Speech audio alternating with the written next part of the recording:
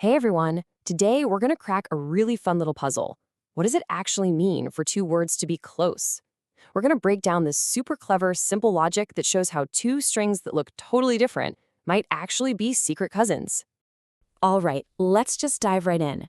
Take a look at these two words, kaba and abcc.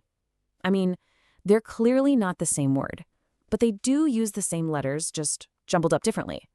So the big question is, can we transform one into the other using a couple of special rules? Are they related? Let's find out. So to figure this out, we only get to use two magic rules. Rule number one is the swap rule. This one's super easy. You can shuffle the letters around any way you want. Basically, order doesn't matter at all. The second rule is the trade rule. This one's a little more interesting. You can turn every single A into a B, but only if you also turn every single B into an A. It's an all-or-nothing deal. Now, you might be thinking we have to try every possible swap and trade to see if they can match, but nope, that would take forever. Thankfully, there's a much smarter shortcut. We can think of it like a three-door security system. For our two words to be officially declared close, they have to pass through all three of these doors, one after another. Okay, door number one is the bouncer at the club. It's the simplest check of them all. It just asks one question: are the two words the exact same length? See, our magic rules let us shuffle and trade letters, but they don't let us create new ones or make any disappear. So if the lengths don't match, they're not getting in. For example, a word like and a word like ah can never ever be close. There's no rule that lets us add another ah. So if the lengths are different, boom, they fail the first check right away. Simple, right? So if our words pass the size check, they get to move on to door number two. I like to call this one the ingredient check. Think of it like you're comparing two grocery lists for the same recipe. Our trade rule only works if both words have the same ingredients to start with.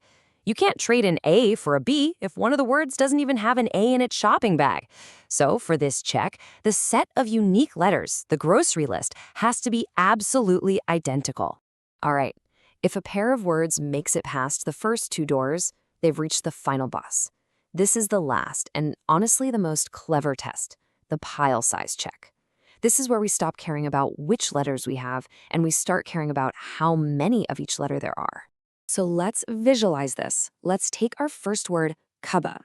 If we count up the letters, we can stack them up like Lego towers. We get a tower of 3 Bs, a tower of 2 As, and one lonely little C block. Now let's do the exact same thing for our second word, ABCC. We count them out and we get a tower of 3 Cs, a tower of 2 Bs, and a tower of 1 A. Now wait a second. Look closely. The colors of the towers, the letters themselves, are in different spots, but the heights of the towers are exactly the same. In both words, we have one tower that's 3 blocks high, one that's 2 blocks high, and one that's 1 block high. And that's the secret. That trade rule is like being able to repaint towers that are the same height.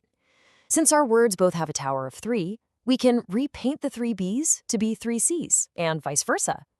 To check this easily, we just write down the counts for each word. And since we only care about the collection of pile sizes, we just sort them. And look at that. For both words, the sorted counts are 1, 2, 3. It's a perfect match. Okay, it's judgment time. Let's officially run our original mystery words, kaba and abbbcc, through our full 3-door security system and get the final verdict. Here we go. Door 1, the size check. Both words have 6 letters, that's a pass. Door 2, the ingredient check. Both words use the letters A, B, and C. That's another pass. And finally, door 3, the pile size check. As we just saw, their sorted counts are identical.